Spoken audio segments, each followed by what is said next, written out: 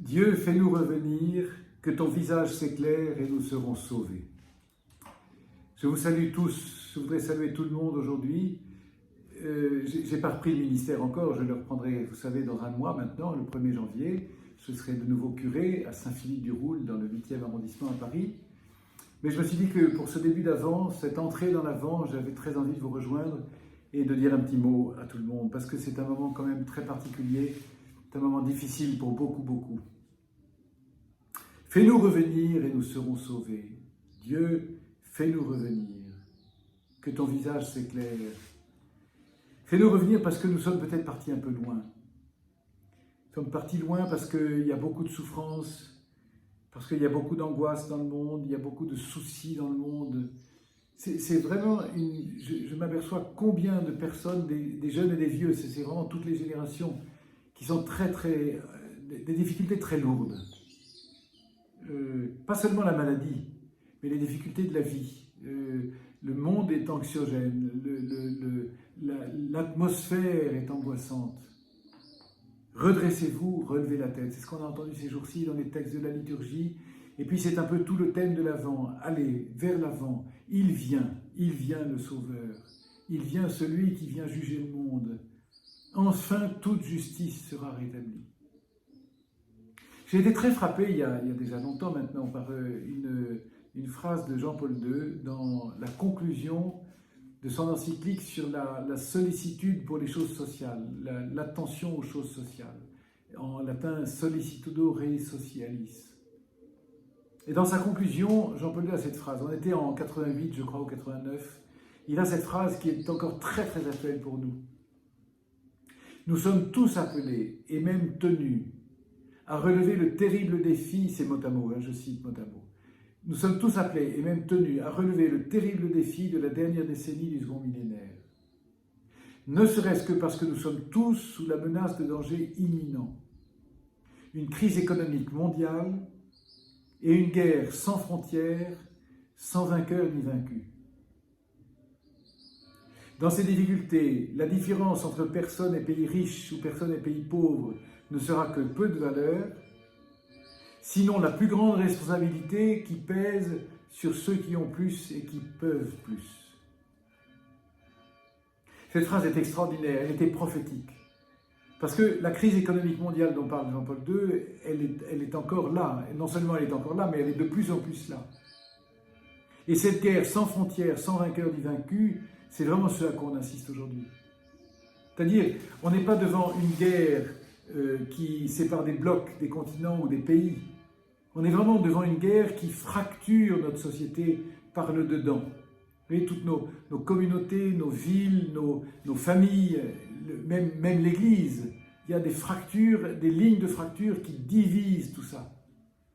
Et une guerre sans frontières, sans vainqueur ni vaincu. On est vraiment là-dedans. Avec une crise économique dont nous n'avons même pas encore idée, tellement elle est importante, tellement elle est grave. Et je comprends qu'il y ait beaucoup de gens qui soient angoissés dans ces circonstances. Alors, il y a deux choses. Je voudrais dire d'abord, attention à la violence. La violence est partout. La violence est partout, elle est dans notre cœur. Si nous n'y prenons pas garde, la violence nous gagne. La violence en pensée. Parce qu'elle est terrible, et elle est terrible en particulier sur les réseaux sociaux, par exemple. Avec les réseaux sociaux, avec Facebook ou Twitter ou tous ces machins-là, on est un peu comme quand on est en voiture, vous voyez, sur la route. Il y a une bagnole qui passe, qui nous frôle un peu, qui nous pique un peu la priorité. Espèce d'enfoiré, on engueule la bagnole d'en face, mais on l'assassine. Puis en fait, on découvre, si on allait plus loin, on découvrirait que le bonhomme qui conduit la voiture, c'est quelqu'un de très gentil. Mais les pare-brises font écran et c'est comme si on pouvait s'engueuler sans danger. Mais le danger, c'est que ça nous touche et que la violence nous gagne. Il faut apaiser son cœur. Vous voyez, dans toutes les difficultés récentes, les mesures du gouvernement à propos de la crise sanitaire, etc., il faut apaiser notre cœur. On peut penser ce qu'on veut et on peut penser qu'il y a des erreurs qui ont été faites, je le pense. Je pense même qu'il y a des injustices qui sont commises, je le pense. Mais ce n'est pas une raison pour revendiquer et pour faire avec violence. Il y a même moyen de se mettre à genoux en public et d'être en réalité un peu violent dans son cœur. On va leur montrer à tous ces... on va leur prouver que... Bon. Alors quand on commence à se battre, quand on commence à se diviser à propos de l'Eucharistie par exemple, ça c'est un comble. Et le démon ricane, le démon rigole à pleine gorge, parce qu'il a gagné, il a réussi à nous diviser.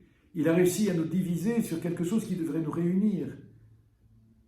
Le Satan, c'est vraiment lui qui sème la zizanie. Son idéal, son but, c'est de diviser, diviser, diviser, diviser, autant qu'il peut. Jusqu'à nous diviser, nous, à l'intérieur de nous-mêmes. Résistez-lui, dirait Saint Pierre, résistez-lui à ce démon qui rôde, cherchant qui dévorer, résistez-lui avec la force de la foi. Et au début de l'Avent, avec cette tension vers l'avant, une tension qui ne nous tend pas, une tension qui nous apaise, mais une ferveur, un enthousiasme, il y a quelque chose, allez, redressez-vous, relevez la tête, il vient dans sa grande puissance et avec grande gloire, une gloire d'amour, une gloire de tendresse, une gloire qui n'écrase pas, une gloire qui fait attention aux petits, qui relève le faible. Vous voyez, c'est mon premier message. Il ne faut pas ajouter de l'agitation à l'agitation. Apaiser notre cœur pour apaiser celui des autres, apaiser le monde, être source d'apaisement. Mais il y a un deuxième danger que je sens, c'est le découragement qui peut nous gagner. Le découragement, le « à quoi bon », le « toute manière c'est foutu »,« de toute manière le système est pourri », l'espèce de défaitisme qui peut nous gagner. Et là, il faut être intransigeant, au moins autant qu'à propos de la violence. Et l'Avent est fait pour guérir aussi ce défaitisme. Et le peuple qui était assis à l'ombre de la mort, qui était dans les ténèbres du péché, a vu se lever une grande lumière. Il y a une grande lumière qui est en train de se lever. Il est venu il y a 2000 ans, mais il revient, et il est là. Il a promis qu'il était là au milieu de nous, tous les jours, jusqu'à la fin du monde. Il faut ouvrir les yeux. Il est là sous la forme eucharistique, il est là aussi sous la forme des petits et des pauvres à qui il nous demande de rendre le service de la charité. La charité qui nous fait sortir de nous-mêmes et qui est capable d'apaiser notre cœur. Au fond, je pense qu'il faut regarder Marie très spécialement pendant l'Avent. La Vierge Marie, l'Immaculée. On va la fêter dans 8 jours. Et peut-être que c'est l'occasion de faire une vraie neuvaine. L'archevêque de Paris a proposé une neuvaine avant la fête de l'Immaculée pour demander au Seigneur de nous délivrer de la pandémie. Je crois que c'est une bonne chose, mais on pourrait aussi demander au Seigneur de nous délivrer de la violence, de nous délivrer de ce découragement. L'Avent, il faut regarder Marie, elle est tellement paisible. Elle est très très consciente des difficultés. Elle est très très consciente de la réalité du monde. Mais elle n'est pas inquiète. Elle est paisible. Le samedi saint, quand elle attendra la résurrection, quand les autres s'agitent, que les femmes veulent absolument retourner au tombeau pour faire ce qu'on n'a pas eu le temps de faire, elle est paisible, elle est source de paix, elle est source d'apaisement. C'est vrai qu'il faut travailler, c'est vrai qu'il faut juger, c'est vrai qu'il faut discerner, c'est vrai qu'il faut construire, c'est vrai qu'il faut inventer. Mais tout ça, dans la paix et cette paix, elle nous vient d'où? Elle nous vient de cette force qui nous saisit et qui nous attire vers lui qui vient. Le cœur en état de veille. C'est le grand message d'aujourd'hui, de ce dimanche. Veillez. Je vous le dis, veillez. S'il vient là, maintenant, aujourd'hui, est-ce que je suis prêt? Est-ce que mon cœur est prêt?